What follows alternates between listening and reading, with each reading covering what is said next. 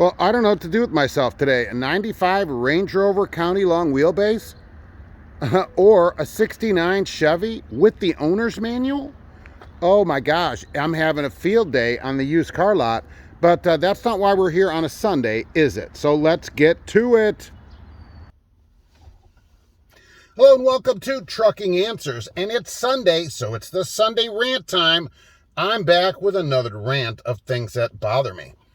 So this week, you know what I noticed once, and then I saw it again, maybe because I was already looking for it. So here's the real problem, and I think that, well, look, here's what I was seeing.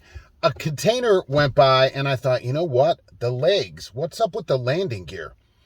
Those pads were, I don't know, 2 inches off the ground. He'd probably cranked the thing 3 times or whatever, and that's it. And they're barely cruising over the ground.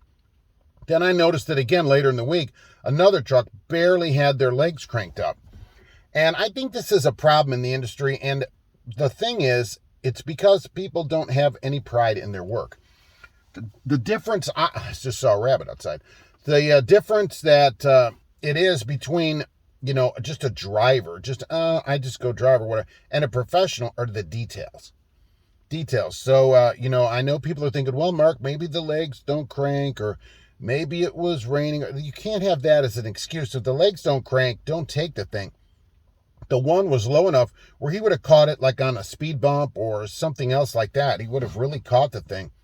You could catch it on tracks you might otherwise clear. You know, you're going to catch. If there's like a dip in the road or something like that, those legs are going to catch and scrape. You can damage the trailer, really, you know, damage the road surface. It's the difference between being a driver and being a professional are these kind of details. If it's raining out, you still have to get out there and crank your legs. And if they don't crank, you don't take.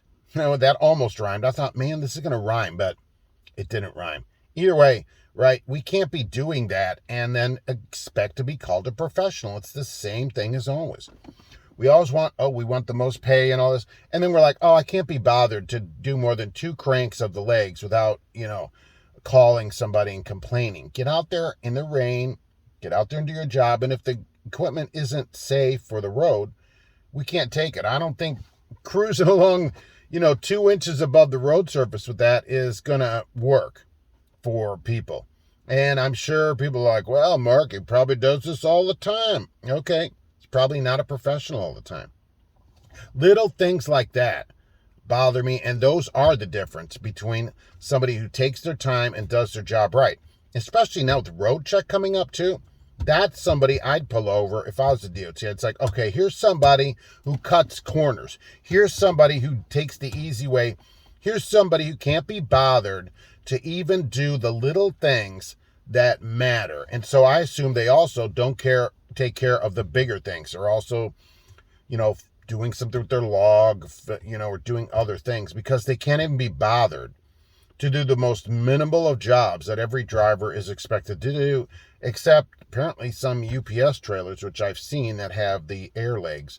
You still got to hold the lever down, but I guess it's not as hard. That's why they're developing landing gear that is motorized now that runs off an app on your phone. I don't know if you've seen it, and it's not sponsored, this video. Okay, but I've seen these. They install a motor and you have an app and you can raise and lower the landing gear from your phone by Bluetoothing that motor on there. It's just the most amazing thing. I thought, how lazy are we? We can't even do that. We can't even do the smallest little thing. We have to have a motor to do that for us.